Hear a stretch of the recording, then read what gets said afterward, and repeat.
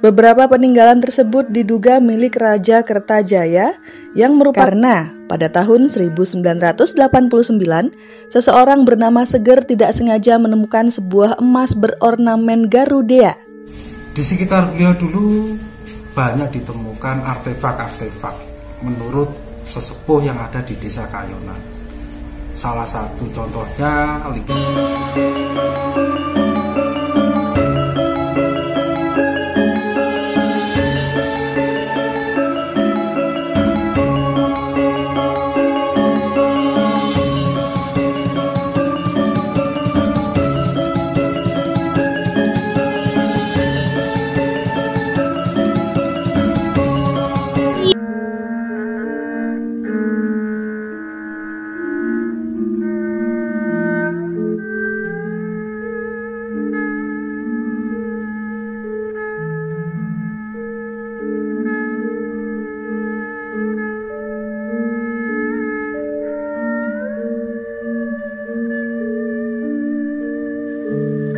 Rahayu, salam budaya, salam Nusantara.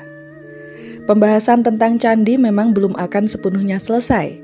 Di sisi lain, Indonesia merupakan sebuah sumber kekayaan percandian terindah yang ada di dunia. Salah satu yang patut diperbincangkan adalah temuan sebuah tugu pada tahun 2024 lalu yang berada di Kabupaten Kediri.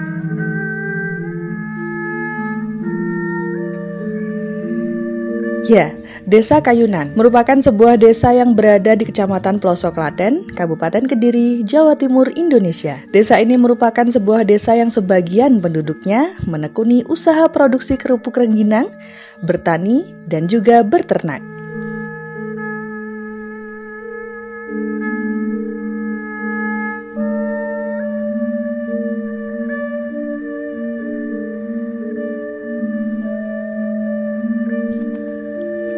Pada tahun 2024 lalu, ada sebuah penemuan yang menggemparkan penduduk Kediri dan sekitarnya. Sebuah tugu tapal batas berukuran 170 cm dengan tebal 76 cm ditemukan di area penggalian tanah uruk di Desa Kayunan, Kecamatan Pelosok Klaten, Kabupaten Kediri. Selamat siang, sahabat-sahabat pecinta dari Duta Wenum Kediri. Pada hari ini saya akan menjelaskan secara sinopsis saja. Jadi saya akan menjelaskan tentang sebuah patok yang diketemukan di Desa Kayunan ya.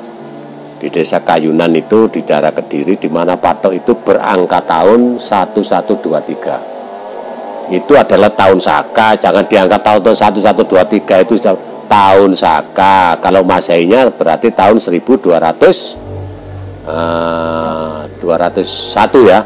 1201 tahun Masehi. Di dalam sejarah tahun 1201 Masehi itu yang menjadi Raja Kediri itu masih Prabu Kertajaya. Ya, Prabu Kertajaya itu masih eksis memerintah di Kediri. Ya, kalau tidak salah Prabu Kertajaya itu sendiri bisa disebut dengan Kameswara I atau juga disebut dengan Sinuwun Sri Aji Jayabaya kalau versi-versi daripada cerita Sidra Babat. Nah di situ memang banyak ditengarai oleh masyarakat Desa Kayunan itu apa sih sak benere patok. Wong kono gak ngerti, pokoknya ketemu kaya patok jare patok. Itu yang disebut juga suatu bentuk pemujaan menhir ya, pemujaan tertua sebelum diketemukan sebuah lingga dan yoni. Pemujaan lingga dan yoni sebelum diketemukan pada saat itu mungkin itu juga sebuah sindiran gitu, untuk memperingati leluhur zaman sebelum ada kerajaan Kediri. Dibuatlah suatu patok. Patok sakjane ngono monumen. Monumen itu bisa dikatakan suatu tugu peringatan. Untuk siapa sih diperingati? Memperingati leluhur-leluhur yang sudah mendahului raja-raja sebelumnya. Ini atas atas kreativitas dari Prabu Kertajaya tahun 1223 atau 1201 tahun Saka atau 1201 tahun Masehi. Inilah kemudian disebut membuat satu monumen. Ya, monumen itu sebuah peringatan, tapi monumen itu adalah berbentuk sepasang tempat pemujaan yang disebut menhir, ya, menhir. Banyak menhir itu banyak. Di Tengger itu juga ada menhir, tepatnya ada di Muka Puro Ponten. Itu juga ada menhir, ya, sekian. Lah di belakangnya menhir itu dibangunlah Puro Ponten yang sekarang banyak dikunjungi oleh orang-orang Siwa Buddha atau Hindu dari Bali dan sebagainya. Jadi saya lanjutkan lagi agar ini supaya tidak silih genje tentang patok. Jadi patok itu sendiri sebetulnya itu adalah sebuah bentuk tugu peringatan atau tempat pemujaan Siwa Buddha pada waktu itu yang disederhanakan sebelum dibentuk lingga dan yoni yang sekarang atau disebut dengan lingga. Lah di situ sudah jelas angka tahunnya sudah ada. Karena orang-orang itu miskin dalam penelitian sejarah, miskin dalam pengetahuan sejarah. Aku nemu patok apa? Kono patok kono tahun piro 1223. Lah iku tahun apa? Tahun Saka, tahun Masehi karena nambah 78. Jadilah angka tahun 1201. Itu tahun Masehinya 1201. Kalau kita runut secara historiografi sejarah, itu pada masa pemerintahan Sri Aji Jayabaya. Jadi Sri Aji Jayabaya itu tetap meluhurkan leluhur terdahulu yang sudah mendahului, ya, terdahulu itu artinya di zaman itu kemudian didirikanlah sebuah monumen yang pada waktu itu disebut dengan Monumen Karahayuan.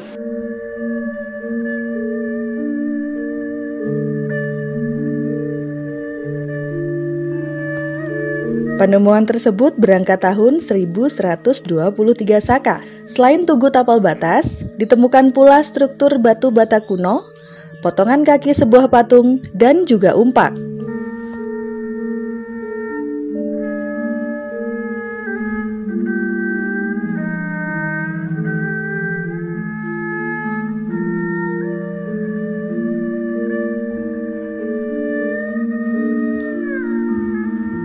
Beberapa peninggalan tersebut diduga milik Raja Kertajaya yang merupakan Raja Panjalu atau Raja Kadiri terakhir yang berkuasa dari tahun 1112 hingga 1138 Saka. Tentu saja, ini adalah temuan yang sangat luar biasa dan menambah kekayaan benda purbakala yang dimiliki Kadiri dari peninggalan kerajaan di masa lampau.